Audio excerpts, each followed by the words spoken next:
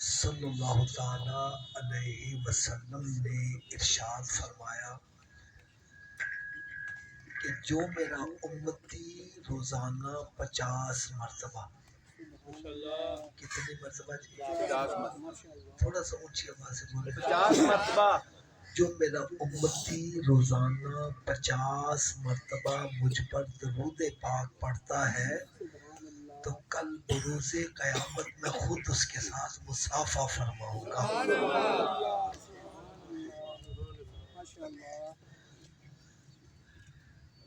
میں آپ کو اتنا بڑا ایمان افروز واقعہ سنانے لگا ہوں. میری رہائش ادھر مغل پورے میں ہے، تو ایک مرتبہ وہاں پر بارشوں سے نقصان کافی ہوا. تو اس وقت صدر ضیاء الحق علاقے کا دورہ کرنے آیا. اس نے دورے کے درمیان کونسلر کے ساتھ مصافحہ کیا. کونسلر صاحب نے وہ تصویر بنوا کر اپنے گھر میں رکھی ہوئی تھی. جو بھی آتا کہتا دیکھو صدر نے میرے ساتھ مصافحہ کیا، دیکھو صدر نے میرے ساتھ مصافحہ کیا. میں نے کہا جو صدر سے مصافحہ کرے وہ بڑی شان والا، اور جو امام الانبیاء سے مصافحہ کرے وہ کتنے شان والا. الحمدللہ ثم الحمدللہ. اپنا عقیدہ ہے کہ میرے آقا صلی اللہ علیہ وسلم جس کے ساتھ مصافحہ فرمائیں گے وہ جنتی ہو جائے گا. اگر کوئی دلیل پوچھے تو میں دلیل بھی عرض کر دوں. حضرت انس رضی اللہ تعالی عنہ، آپ کے پاس کپڑے کا ایک دسترخوان تھا. جب یہ میلا ہو جاتا اس کو دھوتے نہیں تھے بلکہ آگ میں ڈال دیتے. میل جل جاتی، صاف شفاف دسترخوان باہر آ جاتا. ایک دن کسی نے پوچھ لیا اے انس رضی اللہ تعالیٰ عنہ، کپڑے کو تو آگ جلا دیتی ہے، اس کو کیوں نہیں جلا رہی؟ وہ کہنے لگے سچی بات ہے کپڑے کو آگ جلا دیتی ہے، لیکن جس کپڑے کو نسبت میرے آقا کے ساتھ ہو جائے اس کو نہیں جلاتی. کہنے لگے پیارے آقا صلی اللہ علیہ وسلم نے ایک مرتبہ اسی دسترخوان پر کھانا تناول فرمایا اور پھر اپنا دست اقدس اس کے ساتھ مس کیا. بس اس دن کے بعد جب بھی یہ میلا ہو جاتا ہے میں اس کو آگ میں ڈال دیتا ہوں. میل تو جل جاتی ہے، کپڑا نہیں جلتا. یار ایک آپ کو اور بڑی ایمان افروز بات سنانے لگا ہوں. اللہ کرے میری بات یہ سب کے دل پر چوٹ کر جائے. حضرت صاحب میں ایک دن ایسے بیٹھا سوچ رہا تھا کہ نماز کے اندر بھی تو درود پاک پڑھا جاتا ہے، ایسے ہی ہے نا جی؟ جب ہم دعا مانگتے ہیں دعا کے بھی اول آخر درود پاک پڑھا جاتا ہے. پھر اذان میں اقامت میں جہاں میرے آقا صلی اللہ علیہ وسلم کا نام نامی آتا ہے درود پاک پڑھا جاتا ہے. یقین جانیے میری طبیعت اتنا خوش ہوئی، اتنا خوش ہوئی. میں نے دیکھا جو 5 نمازیں باقاعدگی سے پڑھتا ہے وہ 50 مرتبہ درود پاک خود ہی پڑھ لیتا ہے. اس سے پتہ چلا جہاں 5 نمازیں ادا کرنے والے کو اور انعام و اکرام سے نوازا جائے گا، وہاں ایک انعام یہ بھی ملے گا کہ میرے آقا صلی اللہ علیہ وسلم کے ساتھ مصافحہ کرنے کی سعادت بھی حاصل کر لی. اب میں چند ایک اشارے کروں گا، سرے بڑی توجہ سے سنیے گا، بڑے غور سے سنیے گا. حضرت صاحب جس کپڑے کے ساتھ میرے آقا صلی اللہ علیہ وسلم کا دست اقدس تھوڑی دیر کے لیے مس کر جائے اس کو آگ نہیں جلاتی، تو جس ماں کے شکم میں سرکار 9 ماہ تک جلوہ فروز رہے اس ماں کی شان کا عالم کیا ہوگا. اور اگلا اشارہ بھی سنو. جس دست اقدس کے ساتھ جو کپڑا مس کر جائے اس کپڑے کو آگ نہیں جلاتی. یار اسی دست اقدس سب صحابہ کرام نے بیعت کی ہے، ان کا مقام کتنا بلند مقام ہے. اور جن کے بارے میں سرکار صلی اللہ علیہ وسلم نے فرمایا یہ میرے جگر کے ٹکڑے ہیں، ان کی شان کا عالم کیا ہوگا۔ اس لیے الحمدللہ ہمارا عقیدہ ہے، ہم اہل سنت والجماعت ہیں، ہم صحابہ کرام کا بھی ادب کرتے ہیں اور اہل بیت اطہار کا بھی ادب کرتے ہیں۔ ہمارا عقیدہ ہے بے ادبا مقصود نہ حاصل نہ درگاہ توئی ہو۔ ارے ادب کر کے ہی بندہ کوئی مقام پہ پہنچتا ہے۔ اگر ماں باپ کا بے ادب گستاخ جنت میں نہیں جا سکتا تو صحابہ کرام اور اہل بیت اطہار کا بے ادب گستاخ کیسے جا سکتا ہے۔ اب ٹائم کیونکہ مخصوص ہے، میں ایک سوال آپ سب سے کروں گا، بالکل کسی قسم کی کوئی جھجک نہیں، بات حق اور سچ کی کرتے ہیں۔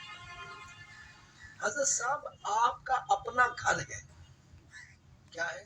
اپنا گھر۔ اس کو لگا ہے تالا، کیا بغیر چابی کے اندر داخل ہو جاؤ گے؟ نہیں تھوڑا سا اونچی آواز سے بولا ہے نہیں یار، اللہ کرے یہ میری بات دل پر چوٹ کر جائے۔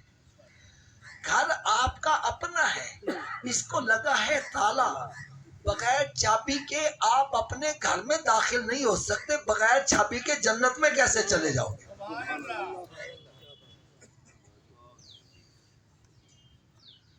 آپ کہیں گے حافظ صاحب جنت کی چابی کیا ہے؟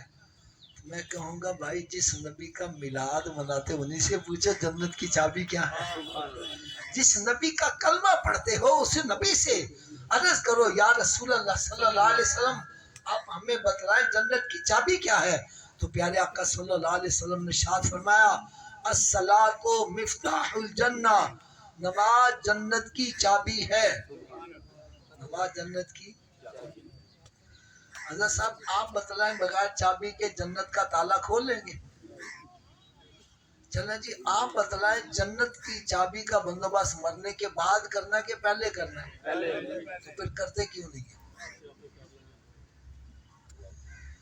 جب مسجد سے صدا آتی ہے حی علی الصلاۃ، آؤ چابی کے لیے، ارے کیوں بیٹھا گپے مار رہا ہے، کیوں بیٹھا فلمیں ڈرامے دیکھ رہا ہے، کیوں بیٹھا کاروبار کر رہا ہے؟ تجھے چاہیے سب کام چھوڑ کے مسجد کی چل۔ کوئی پوچھے حضرت جی کدھر جا رہے ہو؟ بتلا میں جنت کی چابی لینے جا رہا ہوں۔ کیا لینے جا رہا ہوں؟ اچھا کنجی اور چابی میں کوئی فرق ہے؟ اچھا دوسری بات سنو حضرت صاحب عام بتلائیں کیا ہر چابی ہر تالے کو لگ جاتی ہے؟ تھوڑا سا اونچی آواز ہے، اس کی کیا وجہ ہے؟ چلے وجہ بھی میں بتلا دوں۔ اصل میں تالے کے اندر لیور ہوتے ہیں، جتنے لیور کا تالا ہوگا چابی کو اتنے دانتے پڑے ہوں گے تو چابی گھومے گی، چابی گھومے گی تو تالا کھلے گا نا۔ آئیے آج میں آپ کو یہ بھی بتلا دوں کہ جو جنت کو تالا لگا اس کے 5 لیور ہیں۔ کتنے لیور ہیں جی؟ 5۔ جی بولو یار۔ 5۔ پہلے لیور کا نام ہے فجر، دوسرے کا نام جی بول دو یار، تیسرے کا، چوتھے کا، 5ویں کا۔ جو ایک نماز پڑھ رہا ہے ایک دانتا ڈال رہا ہے تالا کھل جائے گا جی؟ 2 سے 3 سے کب کھلے گا؟ تو پھر آج کے بعد کتنی نمازیں پڑھنی ہیں؟ 5 انشاءاللہ تعالی۔ جی بولو یار۔ انشاءاللہ تعالی 5۔ یار ایک آپ کو میں اور بڑی پیاری حدیث سناؤں۔ میرے آقا صلی اللہ علیہ وسلم نے ارشاد فرمایا نماز میری آنکھوں کی ٹھنڈک ہے۔ حدیث غلط تو نہیں ہے جی؟ نماز میری آنکھوں کی۔ اس حدیث سے میں نے مطلب کیا اخذ کیا ہے؟ میں یہ سمجھا ہوں کہ میرے آقا صلی اللہ علیہ وسلم ارشاد فرما رہے ہیں اے میرے امتی جب میں تجھے نماز پڑھتے دیکھتا ہوں میری آنکھیں ٹھنڈی ہو جاتی ہیں۔ یا جب ہم نماز پڑھتے ہیں میرے آقا صلی اللہ علیہ وسلم کی آنکھیں ٹھنڈی ہوتی ہیں، اور جب ہم نماز نہیں پڑھتے چوریاں کرتے ہیں، ڈکیتیاں کرتے ہیں، فراڈ کرتے ہیں، ہیرا پھیری کرتے ہیں، بہنوں کے حصوں پر قبضے جماتے ہیں اور یتیموں کے مالوں پر قبضہ کرتے ہیں، قطع رحمی کرتے ہیں، ماں باپ کا ادب و احترام نہیں کرتے، کیا میرے آقا صلی اللہ علیہ وسلم کی آنکھیں پھر بھی ٹھنڈی ہوتی؟ مجھے بولو. دیکھو بھائی، میں سب کے سامنے ہاتھ باندھ کر ایک بات عرض کروں گا، جس نبی کا میلاد مناتے ہو آنکھیں بھی انہی کی ٹھنڈی کیا کرو. یہ ایسا نہ ہو میلاد تو نبی کا منا رہے اور آنکھیں ٹھنڈی شیطان کی کر رہے.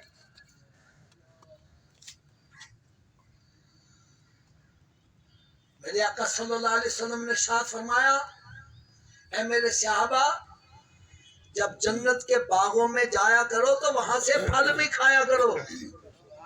صحابہ کرام عرض کرو یا رسول اللہ، ہمیں سمجھ نہیں لگی. جنت میں تو بندہ جائے گا جب قیامت کے روز حساب کتاب ہوگا، جو کامیاب ہوا وہ جنت میں جائے گا. آپ ابھی ارشاد فرما رہے ہیں. تو میرے آقا صلی اللہ علیہ وسلم نے ارشاد فرمایا، مسجدیں جنت کے باغات ہیں. مسجد جنت کے. حضرت جی میں ایک بات سوچ رہا تھا، جو دنیا میں رہ کے جنت کے باغ میں نہیں جاتا، آخرت میں کیسے جنت کے باغ میں چلا جائے. خدا را اگر میں غلط ہوں میری اصلاح کر دو، اور اگر میں صحیح کہتا ہوں خدا را آج یہاں سے اٹھو، اپنے رخ تبدیل کر کے جاؤ، اپنی محافل کو با مقصد بناؤ، اپنے اندر جو خامیاں ان خامیوں کو دور کرو. جب خامیوں کو دور کرو گے آپ کو اللہ کا قرب حاصل ہوگا، سرکار کا بھی قرب حاصل ہوتا ہے. تو میرے آقا صلی اللہ علیہ وسلم نے ارشاد فرمایا، جب جنت کے باغوں میں جایا کرو تو وہاں کے پھل بھی کھایا کرو. تو نبی پاک صلی اللہ علیہ وسلم نے فرمایا، مسجد جنت کے باغات ہیں اور یہاں کے پھل کیا ہیں؟ سبحان اللہ، الحمدللہ، اللہ اکبر، لا الہ الا اللہ، اور پھر الصلاۃ والسلام علیک یا رسول اللہ، اور قرآن پاک کی تلاوت. یہ جنت کے پھل ہیں.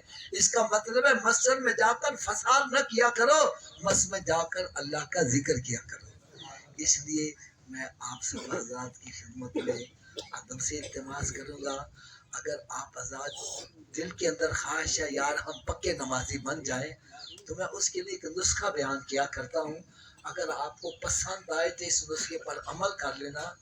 نسخہ یہ ہے، اگر یہ وجود نماز نہ پڑھے، کیا میں نے کہا جی اگر یہ وجود نماز نہ پڑھے تو اس وجود کو رب کا رزق نہ کھلاؤ، نہ روٹی کھلاؤ نہ پانی پلاؤ. بات بھی میں سچی کر رہا ہوں، جو وجود رب تعالیٰ کے آگے نہیں جھکتا، کیا وہ اس قابل ہے کہ اس پر رب کا رزق کھلایا جائے؟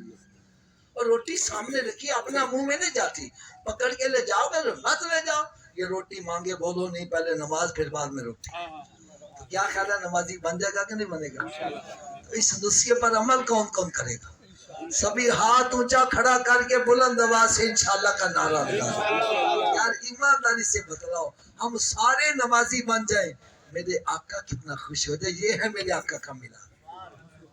اور دوسری بات یہ یاد رکھو، اتنی دیر تک ناشتہ نہیں کرنا جتنی دیر نماز فجر نہ پڑھ لو. ایک بندہ کہنے لگا صبح اٹھنے لگے دیر ہو جائے تھے، میں نے کہا نہ پڑھنے سے بہتر ہے پڑھ لو. صبح اٹھ کے منہ ہاتھ تو دھوتے ہی ہو نا، تو وضو کر لو، 2 سنت تو فرض پڑھ لو، فجر کی پڑھ لو کہ باقی پڑھنی آسان ہو جائے گی. فجر کی رہ جائے شیطان کر رہا اچھا کل تو پڑھیں گے، نہ کل آوے تے نہ نماز پڑھ پاوے. لہذا تھوڑا سا اونچی آواز سے بول دو، اتنی دیر تک ناشتہ جتنی دیر تک نماز فجر نہیں پڑھیں گے، اور اتنی دیر تک کوئی اخبار رسالہ نہیں پڑھنا جتنی دیر قرآن پاک کی تلاوت نہیں کرتے. یار ناراض نہ ہونا، میں سب کے سامنے ہاتھ باندھ کر عرض کروں گا، خدا را اپنے اپنے گھروں میں نظر دوڑاؤ، کتنے کتنے مہینے گزر گئے کسی نے قرآن کھول کے دیکھا ہے؟ قرآن پاک پر گرد و غبار پڑے اور ٹی وی VCR پر مکھی نہیں بیٹھنے، گھر میں برکت کیسی ہو جائے؟ میرے آقا صلی اللہ علیہ وسلم نے شاہ فرمایا اپنے گھروں کو قبرستان مت بناؤ، اپنے گھروں کو ویران مت کرو. ارے گھر بندوں سے آباد نہیں ہوتے، گھر تلاوت کرام پاک سے آباد ہوتے. ایک بندہ کہتا میں تو قرآن ہی نہیں پڑھا ہوا. میں نے کہا تو سویرے اٹھ کے قرآن پاک کا دیدار ہی کر لیا کر. اور رات کی ڈوز یہ ہے کہ اتنی دیر تک سونا نہیں جتنی دیر 5 نمازیں پوری نہ کر لو. چلو آخر میں ایک ایسی پیاری بات سنا جاؤں، آپ کو سارا سال اس کا سرور ہی آتا رہے. ایک بندہ کہنے لگا حافظ صاحب میری تو قسمت ہی پھٹ گئی ہے، قسمت ہی الٹ گئی ہے. میں کہا زدی تو ہنگے میں پتا چلے ہے. کہنے لگا جی میں جس کاروبار میں ہاتھ ڈالتا ہوں نقصان ہوتا ہے، جس کا بھلا کرتا ہوں برا ہو جاتا ہے، جس اچھے کام میں ہاتھ ڈالتا ہوں وہ بھی غلط ہی ہو جاتا ہے.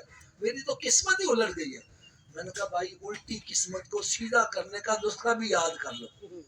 میں نے کہا وہ کیا ہے؟ میں نے کہا بھائی ایک مہر ہوتی ہے اسٹیمپ، اس کو پکڑ کے اپنے سامنے کرو.